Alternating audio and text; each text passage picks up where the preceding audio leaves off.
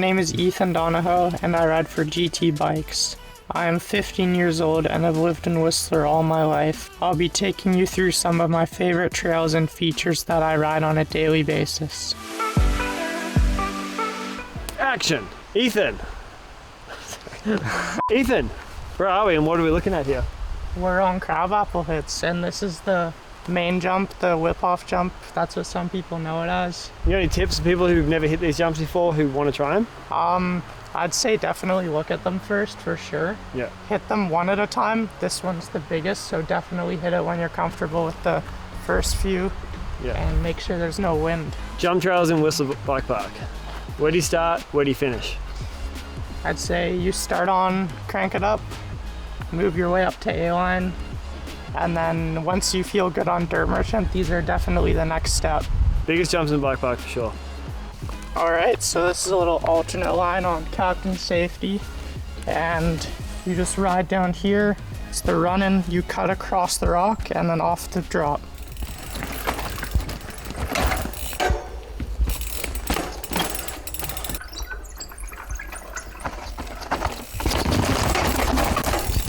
Goodness.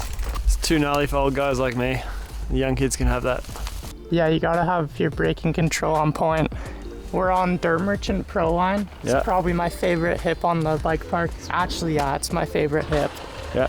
Watch this guy go through. Oh yeah. Just like pop off the top. If it's your first time doing it, you'll want to like go small, work your way up eventually. Yeah. Oh, that was cool. That was cool. Definitely want to look at it before you hit it, or else you don't know what you're landing on. You got any stories of people hitting it wrong? Yeah, a few people have tried to just jump straight.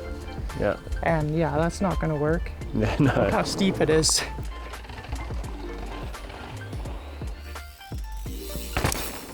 Like you sort of like came really far this time, which was cool. And then you held it like up and then you like ripped it down last second. Yeah, it was real easy. All right, Ethan, what are we standing on top of here? We're at Shale Master right now. It's one of the unsanctioned features in Garbo. Yeah.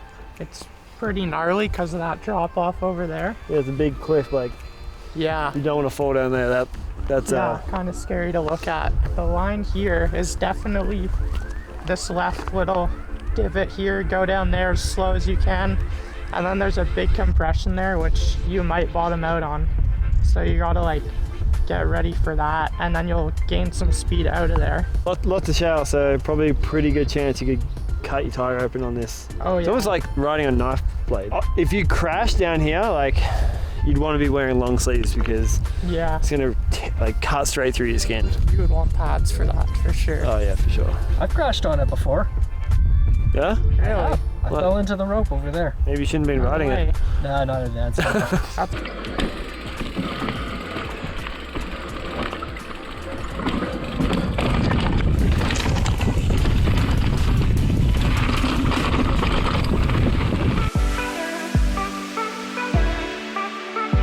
One of my favorite tech trails is Goat's Gully. It's located in the Garbo zone, and it's probably the most challenging trail on the mountain. There's no flow, but some advanced riders can make it look good. The entire trail is low speed with jagged rocks and lots of line choice. It's a great idea to stop and look at every feature before riding them. Alright Ethan, this is one of the gnarly features on Goat's Gully.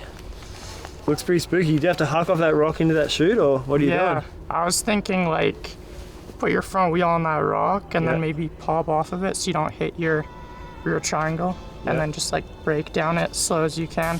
What tips would you have for people to set up and get this for the first time they're hitting it? Ooh, I would say try and almost stop here and track stand, and then you can line yourself up. Maybe put your front wheel on there, pop off so you don't hit your rear triangle. Yeah, so slow down, get set up, and then go. Don't just come hauling ass into it. Don't haul into it. Definitely not. Yeah, what kind of riders should be hitting this kind of feature? I'd say you'd gotta be like expert rider. Like, don't want to do this on your first day, that's for sure. No.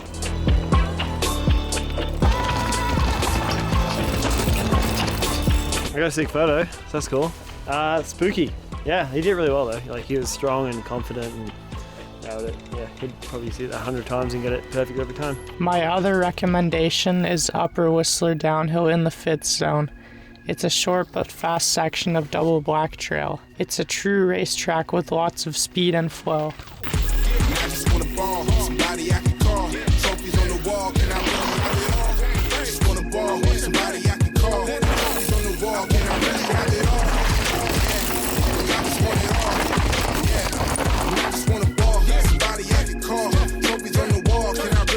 D1 is a pro line in the Garbo zone. In my opinion, it is the most difficult flow trail in Whistler. There are multiple gap jumps out of corners and you need to be on your game to clear them. This is not a good trail to learn jump skills on.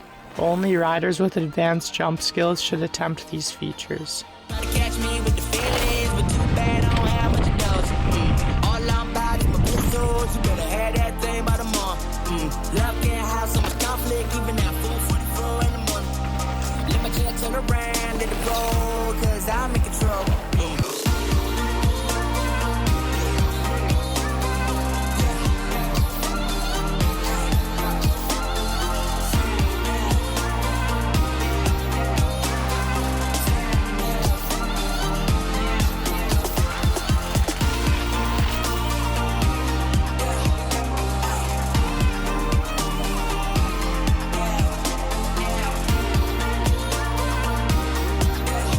The best kept secret on the mountain is delayed fuse. It's a long technical trail in the Creekside zone. It's similar to the trails you'll find outside of the bike park, and you can carry a lot of speed on the trail. It will definitely take you a few runs to memorize.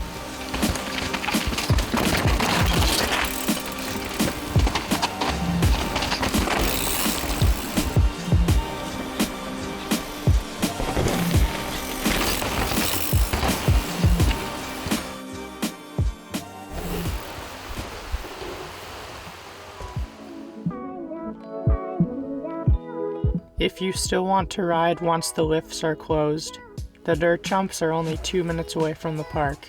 This is a great place for riders at all levels. There are small, medium, and large sets. I'd recommend starting small and working your way up.